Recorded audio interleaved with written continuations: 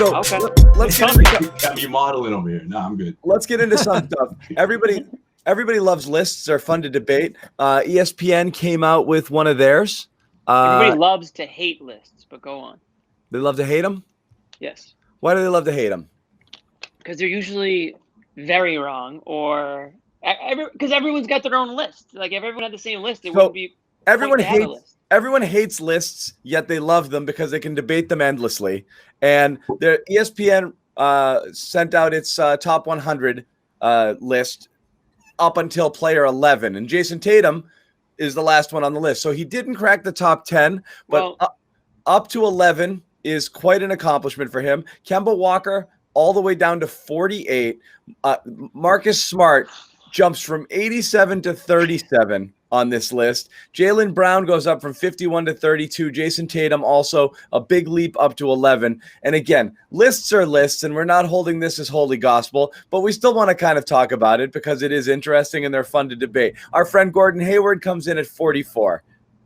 So Marcus Smart is better than Gordon Hayward, apparently, in ESPN's eyes, who is slightly better than Kemba Walker, who's been slightly diminished because of his knees and his uncertainty.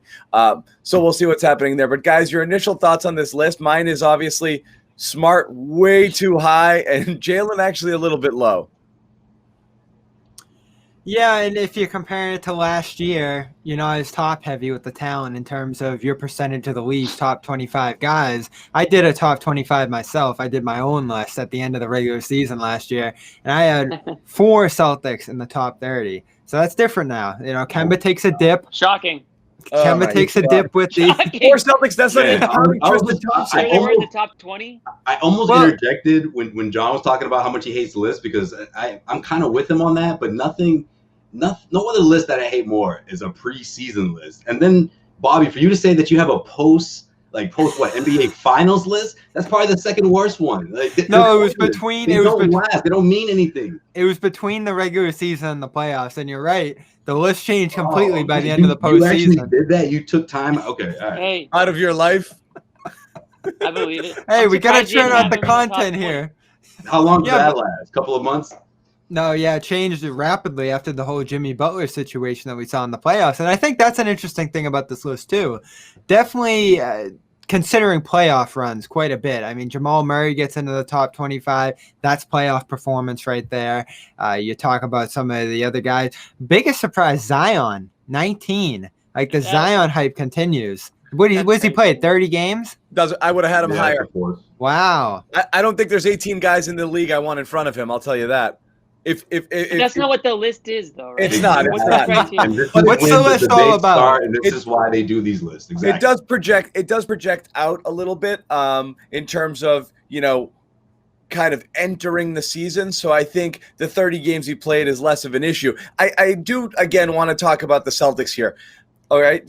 One by one, because again, it doesn't matter where they are on a list, but relative to their expectations for the year, it is important, okay? Because you need, if Marcus Smart is a top 37 player in the NBA, then that's a trio that you can feel pretty good about. I debate whether that's actually true. I don't understand how Marcus went from 80. Again, it's a list. We know it's not gospel. But how does Marcus go from 87 to 37 in a year when his offensive metrics went down in terms of efficiency? His three-point shooting got worse. His overall field goal percentage was 34. I mean, he was not – again, we know he can distribute. We know he does other things offensively to make up for that. But this is a guy who we are now asking – a 34% field goal shooter to shoot more. And that's important to the team's success this year. That worries me a little bit. Yeah, I mean, that's the part of the list that stands out the most, right? Obviously, because of Marcus Smart. And there's 2 reasons.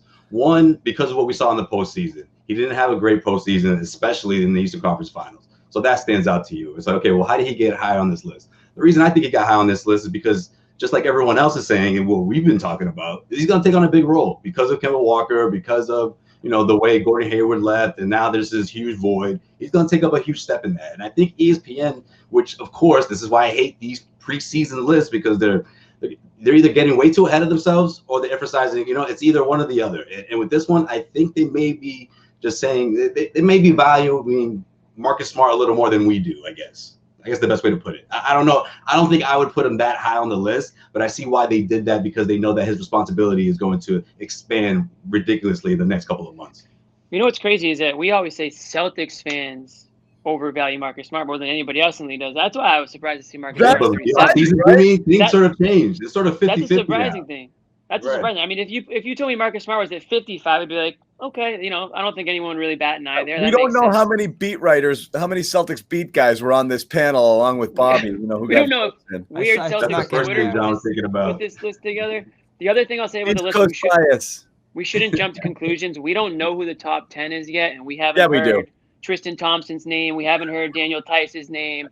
We haven't heard anybody, any of those guys. How you gonna lead off with Tristan Thompson on that? But all right, go ahead. Well, because the way Bobby talks about Tristan Thompson, it sounds like he's going to be top 10 this year. So I'm just waiting for that name. But he didn't play in the playoffs. He was on the Cavaliers. We know the kind of influences that are being placed on this list. So he didn't have a spotlight on him. How many national TV games did the Cavs have last year? I mean, people probably don't even know Tristan Thompson played last year. Yeah, he did? I don't know. Look at Bobby turning into Tristan Thompson spokesman. Come on, Bobby. Don't let Jimmy push you around like that. I thought Jimmy. I mean, Josue. The top 10 guy. We were sitting here in July.